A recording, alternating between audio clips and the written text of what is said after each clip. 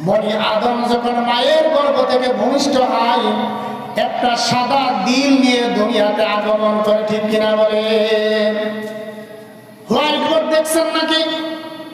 White board, যে বোর্ডের উপর কালো মার্কার দিয়ে লেখা হয়, বলে যে বনি আদম যখন দুনিয়াতে ভূমিষ্ঠ হয় তখন দিলটা থাকে হোয়াইট বোর্ডের মতো।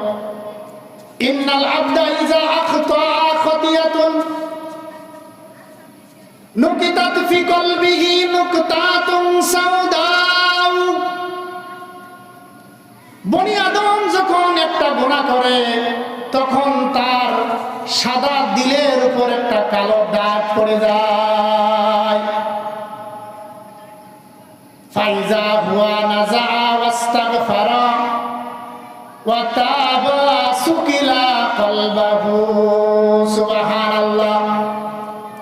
বলে যে বনি আদম যখন একটা গুনাহ করে তার দিলের উপর একটা কালো দাগ পড়ে যায়, আবার যখন একটা গুনাহ করে তখন বনি আদমের দিলের উপর আরেকটা কালো দাগ পড়ে যায়।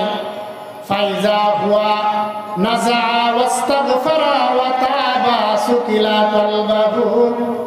যখন বনি আদম যখন তাওবা করে, ইস্তেগফার করে, তখন আল্লাহ রাব্বুল আলামিন তার দিলের জংকে পরিষ্কার করে দেন। সুবহানাল্লাহ।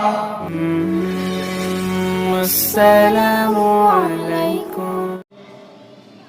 ইয়া আইয়ুহাল্লাযীনা আমানু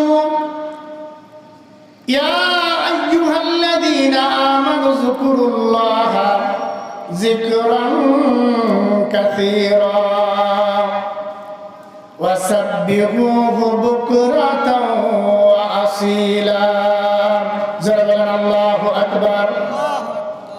আল্লাহ রাব্বুল আলামিন দুনিয়ার ঈমানদার বান্দা-বান্দীদেরকে, দুনিয়ার বিশ্বাসীদেরকে ডাক দিয়ে আল্লাহ রাব্বুল আলামিন বলতেছেন, হে ঈমানদার বান্দা-বান্দীরা, হে বিশ্বাসীরা, তোমরা আমি রব্বুল আলামিনের জিকির বেশি বেশি পরিমাণ করো।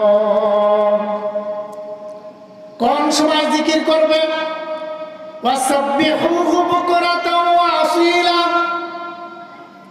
আল্লাহ রাব্বুল আলামিন বলছেন, বিশেষ করে সকাল এবং সন্ধ্যায় আমি মাওলা পাকের জিকির তোমরা বেশি বেশি পরিমাণ করবে। সুবহানাল্লাহ। জিকির কেন করা দরকার? জিকির কেন করতে হবে? জিকির আছে তো দুনিয়া আছে, জিকির নাই তো দুনিয়া নাই।